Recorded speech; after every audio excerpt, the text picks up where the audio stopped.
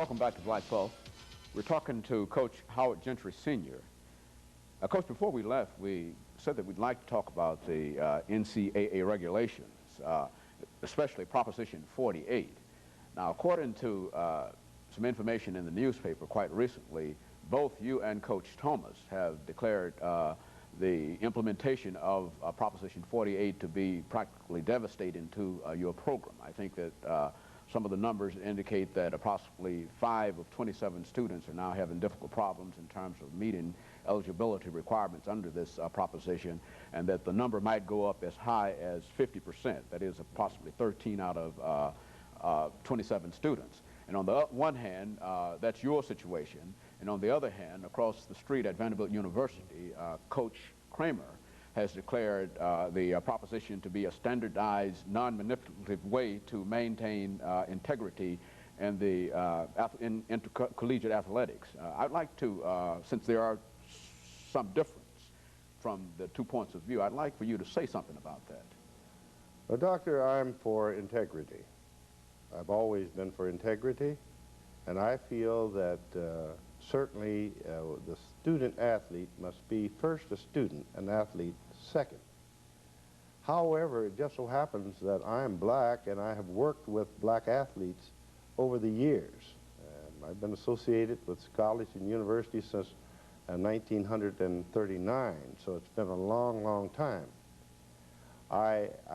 Having worked and lived in the black community, and I really know some of the problems because they have come to me firsthand.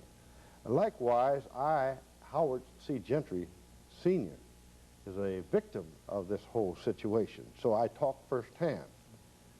I have never done well on standardized examinations, but I've been able to make somewhat of a contribution to society, and I sort of shudder as to what it would have been like if I had not been able to get into college.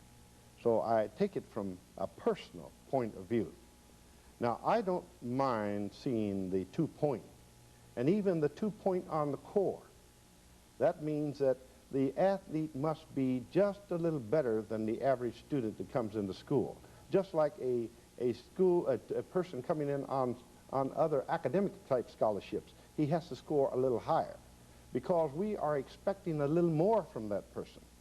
But when you come in and couple that with standardized examinations, there's no way in the world that you can separate environmental factors from testing on a standardized basis.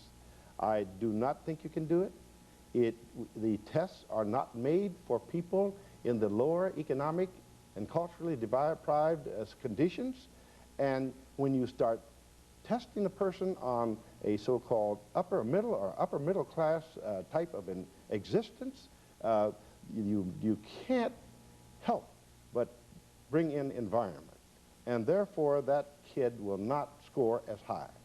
But you know, it's just like I read a few days ago, John Thompson of Georgetown and Bill Russell, they were stating that what if they were not allowed to come into school? They did not have what it was absolutely necessary. They took a chance with them.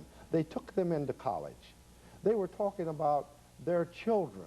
One was getting ready to graduate from the law school of Harvard University, where the other one was getting ready to graduate from University of Pennsylvania. And they were stating that had they not had the opportunity, how could they have educated their children to the degree that they have? So I look at it from a personal standpoint. Now, it just so happens in the Ohio Valley Conference, only one school in the Ohio Valley Conference voted for Proposition 48. Only one. And so we are not out of line when we find some disfavor with Proposition 48. I don't want to argue with anybody. I'm only talking as to what Howard Gentry, feels in this regard. So I feel that the tests, certainly, it creates a problem.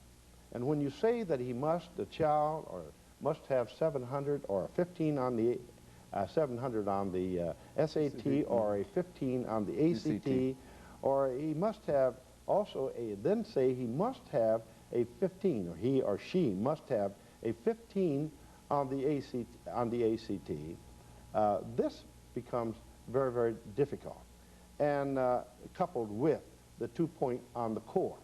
So I feel that, like many, many things, the children of the low economic groups, and this is both black and white, they are not privileged to a lot of the things that other children in the upper economic level are able to do, and they just don't score as well, and they are now going to be denied the opportunity for a college education because they happen to be skilled, highly skilled in athletic ability.